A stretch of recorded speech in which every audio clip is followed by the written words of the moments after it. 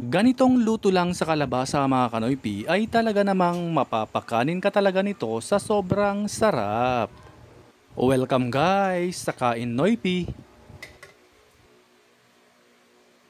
Umpisahan natin sa pagpapainit ng mantika sa isang kawali.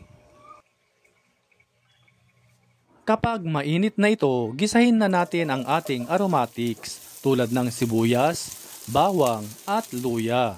At kung ikaw ay nanonood pa rin at this point, paki-comment naman mga kanoypi saang lugar kayo nanonood para alam namin kung saang lugar nakaabot ang video na ito. Kapag naamoy nyo na ang bango ng iyong ginigisa, ilagay na natin ang bagoong alamang at ipagpatuloy ang paggisa. Spicy bagoong alamang pala ang ginamit kong flavor at di siya kaalatan. Ilagay na natin ang ground black pepper. Ilagay na rin natin ang alimasag. Haluin natin at gisahin ng bahagya. Ilagay na natin ang pangalawang piga ng gata ng nyog. Pwede rin naman kayong gumamit dito ng coconut cream na nabibili sa mga groceries o supermarket. Takpan at hintayin kumulo. Once na ito ay kumulo na, ilagay na natin ang kalabasa.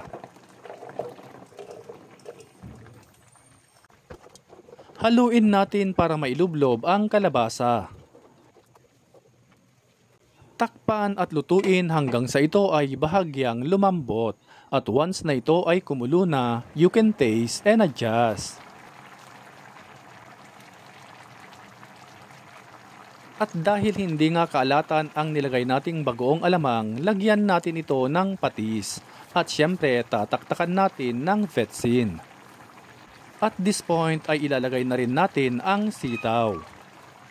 At ilalagay na rin natin ang kakanggata ng nyog o unang piga.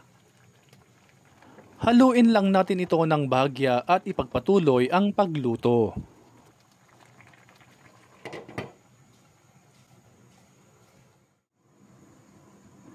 At finally, luto na ang ating ginataang kalabasa na may alimasag.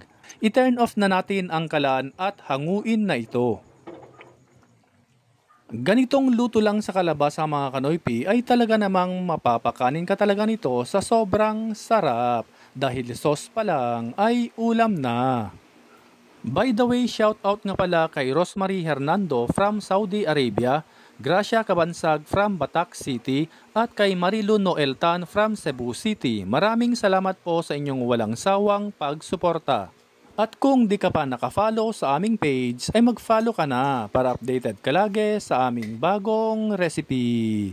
Hanggang sa muli, kain na mga kanoypi!